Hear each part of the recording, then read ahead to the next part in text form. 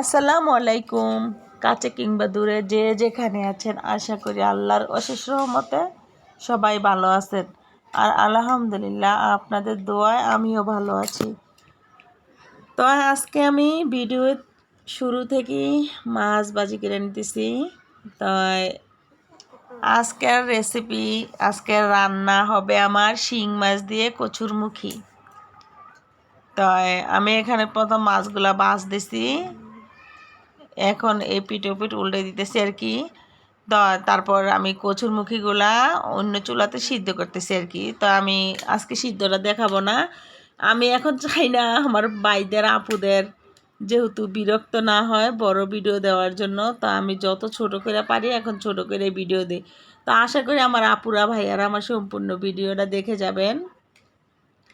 আর এখানে আমি পেঁয়াজ কুচি আর তেল দিয়ে দিলাম আর কি। তো আমার কাছে মনে হলো তেল একটু কম হয়েছে আর কি। আর আমি তো অল্প তেলে রান্না করতে পারি না, যেটা আপনাদের কাছে আমি সবসময় শেয়ার করি। ধনিয়া পাতা, কাঁচামরিচ আর অল্প তেল, এই তিনটা জিনিস ছাড়া আমার হয় না। তাই আশা করি আমার রান্নাটা আপনাদের কাছে ভালো লাগবে, সম্পূর্ণ রান্নাটা দেখবেন। আর আমার নতুন নতুন আপুরা ভাইয়ারা সবাই ভিডিওতে একটা করে লাইক দিয়ে চ্যানেলটা সাবস্ক্রাইব করে পাশে থেকে যাবেন।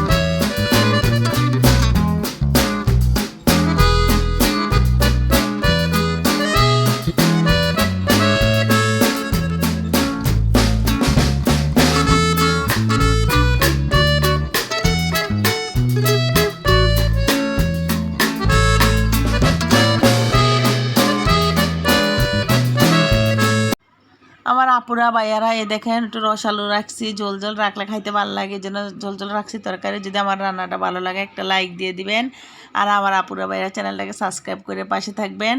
আর যেহেতু আমি এখন খুব ছোটো ছোটো ভিডিও দিই, আমার আপুরা সম্পূর্ণ ভিডিও দেখবেন। আমার কলজার ভাইয়াকে বলতেছি, কলজার আপুদের বলতেছি, আমার ভিডিওতে একটা লাইক দিতে বলবেন না।